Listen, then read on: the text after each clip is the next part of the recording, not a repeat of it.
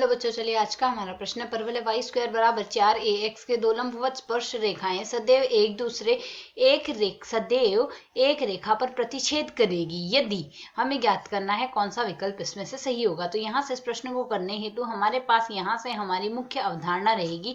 मुख्य अवधारणाएं, यदि यहाँ से हमें कहा गया है दो लंबवत स्पर्श रेखाएं होगी, तो सबसे पहले यदि दो रेखाएं परस्पर लंबवत होगी तो पहले की प्रवणता यदि m1 दूसरे की प्रवणता m2 माने तो m1 गुणा m2 का जो मान आएगा वह माइनस का 1 आएगा। और साथ ही हमें परवलय दिया गया है, तो परवलय वाई स्क्वायर बराबर 4ax की स्पर्श रेखा का समीकरण यदि हम देखें, स्पर्श रेखा का समीकरण हमारे पास यहाँ से क्या लिखा जाता है, यह हमारे पास होगा y बराबर mx प्लस a बट्टे में m आएगा।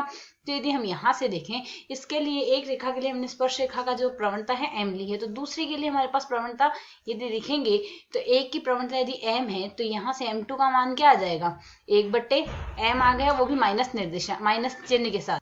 माइनस का 1 बट्टे में हमारे पास यहाँ से m आएगा।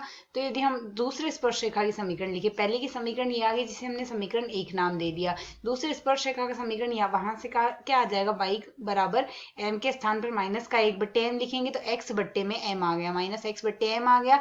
और यहाँ से m के स्थान पर दोबारा 1 बट्टे m लिखेंगे तो माइनस am लिखा जाएगा। यह है दूसरी स्पर्श रेखा का समीकरण आ गया। प्रश्न के अनुसार कहा गया है कि ये दोनों लंबवत है हमारे पास, जैसा कि हमने ले लिया है, यह सदैव एक रेखा पर प्रतिच्छेद करेगी। तो जिस भी रेखा पर यह प्रतिच्छेद करेगी उस बिंदु पर हमारे पास x और y के निर्देशांक बराबर आएंगे। अतः यहाँ से हम क्या लिख सकते हैं, समीकरण 1 व 2 से y के निर्देशांक यदि हमारे पास बराबर होंगे तो पहले से y का निर्देशांक, y का मान हमारे पास क्या आएगा, mx प्लस a बट्टे में m, और दूसरे में y का मान हमारे पास माइनस का x बट्टे में m, माइनस में a m आ रहा है। तो इसे यदि हम पक्षांतरित करके सरल कर ले तो पक्षांतरण से हमारे पास मान क्या आ जाएगा, पक्षांतरण से यह हम बराबर लिख सकते हैं, यहाँ से आ जाएगा mx और प्लस में आएगा x बट्टे में m, बराबर में हमारे पास यहाँ से आएगा माइनस का am और माइनस का a बट्टे में m आ गया। तो यदि हम इसे सरल कर ले, x उभयनिष्ठ ले ले, शेष उभयनिष्ठ लेने पर हमारे पास मान बचेगा m प्लस 1 बट्टे में m आ गया। इसी प्रकार यहाँ से यदि बराबर में देखें, माइनस a उभयनिष्ठ ले ले तो m प्लस 1 बट्टे में m आएगा।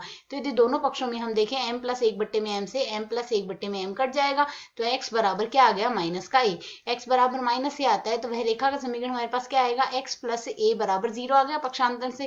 तो यदि अब हम विकल्पों से तुलना करें तो x प्लस a बराबर 0, अर्थात हमारा विकल्प सी यहाँ से सही है। आशा है समझ आया। धन्यवाद।